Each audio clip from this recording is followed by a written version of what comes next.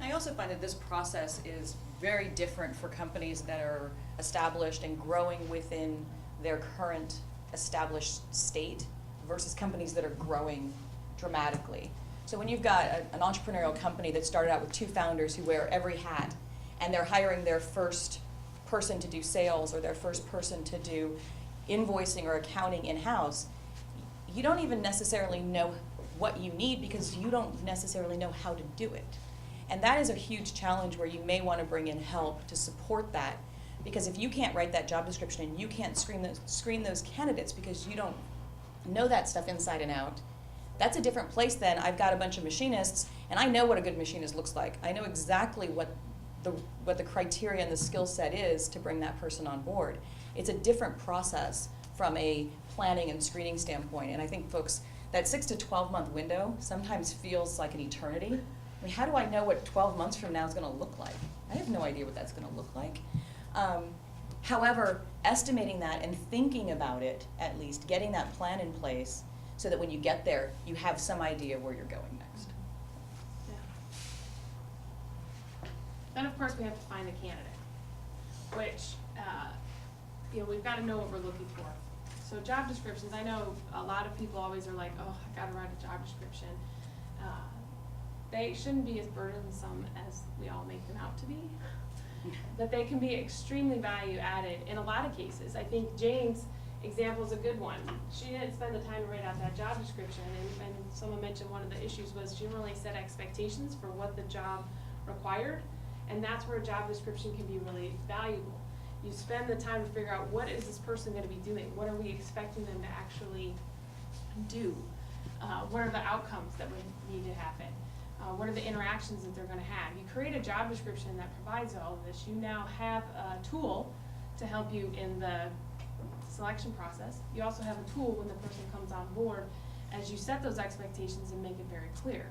So spending the time to write a job description is really important. And there are, plenty of resources out there, and if you're not familiar or comfortable with writing them, I always recommend bringing someone in who is. There's lots of HR professionals. Resourceful HR does a lot of this, where you come in and spend the time talking to the people involved in that position, whether it's 1 or 3, to find out exactly what's expected of that role and get a good job description in place, and it really just feeds then the whole rest of the process. You can use that as your basis for writing a job posting. You can use that as your basis for determining what questions to ask in an interview process. It's extremely helpful. What if you don't know what the job is? It's you just don't know. It's like, I need another person, and I want him to do this and this. Oh, maybe this. Oh, and this too. And it just ends up being this huge, or potentially, yeah. Well, I think you got to start with what you do know.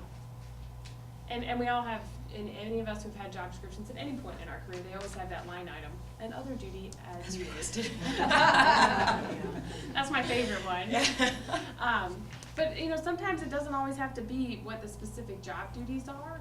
A lot of times it can just be expectations around interactions. You may have standards and values around customer interactions, reliability requirements. What are they accountable for? The service has to be 100% the first time. Those kind of activities that set clear expectations. So it's not about whether you're going to be, running a marathon every day or you're going to be driving to Tacoma every day. It's going to be about, your expectations are that you do it with the utmost safety and accountability towards X, Y, and Z. Because I agree, it's hard, especially when you don't know what you need, but you know what kind of skills you need to get there, creating that. And then obviously, when I think part of the process, and we'll talk a little bit about onboarding, is using that to set expectations and making sure they understand the volatility. And I do think that's actually a piece of the selection process. Some people are highly stressed when there's not a clear job description, when they have no clear expectations on what their day-to-day tasks will be, and other people do quite well in that level of ambiguity. So if you're in an environment where you can't provide that level of clarity and expectations, you knowing that can use that as a criteria for assessing, is someone going to be a right match for your organization? It's a good question. Yeah, thanks. Any other questions on this part? So we go to look for the candidate, and where do you look? So how many of you have ever posted ads? Where all have we posted them? Craigslist. Craigslist. Okay, I think that's probably one of the most popular ones right now. What's the average number of resumes you've gotten? 120? How many? What'd you say? It is true, you can get up to a gazillion, I found, on any given posting. You know, it's interesting because a lot of organizations use what we call post and pray method. Put it out there and hope it comes in. But the challenge is oftentimes where you're posting may not even appeal to the right populations. Amy, I'm just gonna use you as an example because I remember you handy women. There is probably less likelihood they are on LinkedIn looking at jobs than they would be on Craigslist or the paper, just based upon skill sets. The demographic on LinkedIn tends to be more of the professional orientation versus the more laborer. So it would be really silly if you just spend the $200 to post it on LinkedIn. You're not going to get anything. You know, so it's really thinking about where are the people you're looking for at. And in some cases, they're not going to be where you want them to be. And you may need to go to the placement firms and spend the money. And the reason I say that is any of the technical jobs you're looking for, they're in demand. I know that we listen to our CNN in the morning and they say unemployment is at 8.3%.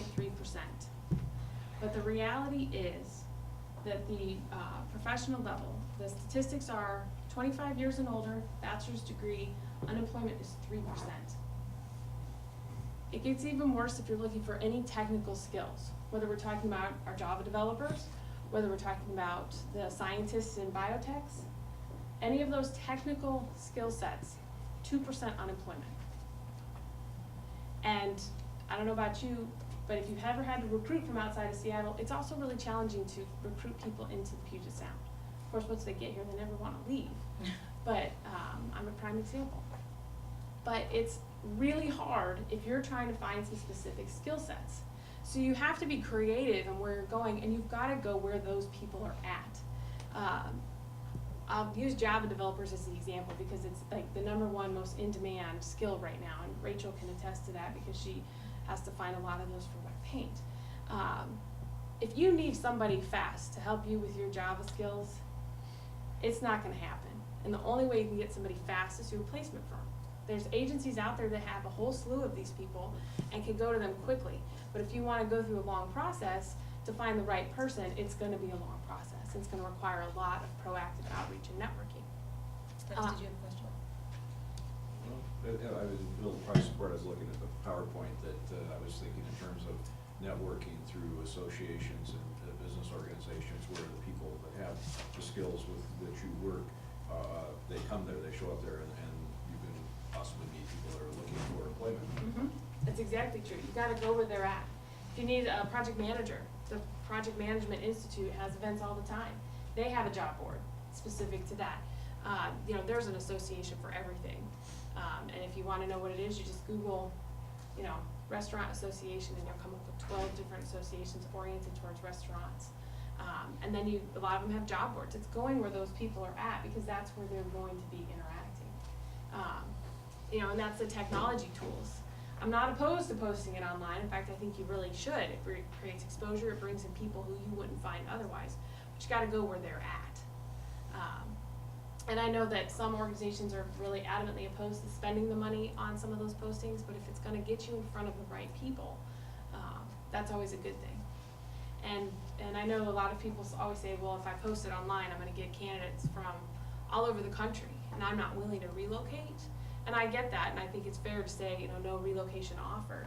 But the other thing to consider is there's a lot of people who are going to relocate themselves, whether they're a trailing partner or their family's back home and they just want to get back to Seattle no matter what it takes. They're scouring those websites to find positions where they want to be, and they may be your perfect candidate. You just can't pay the relocation. So you want to think about where they're at, not so much about the geography.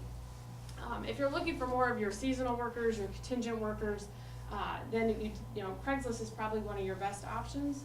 In fact, it's a lot more powerful than Northwest Jobs, the one that's through the Seattle Times.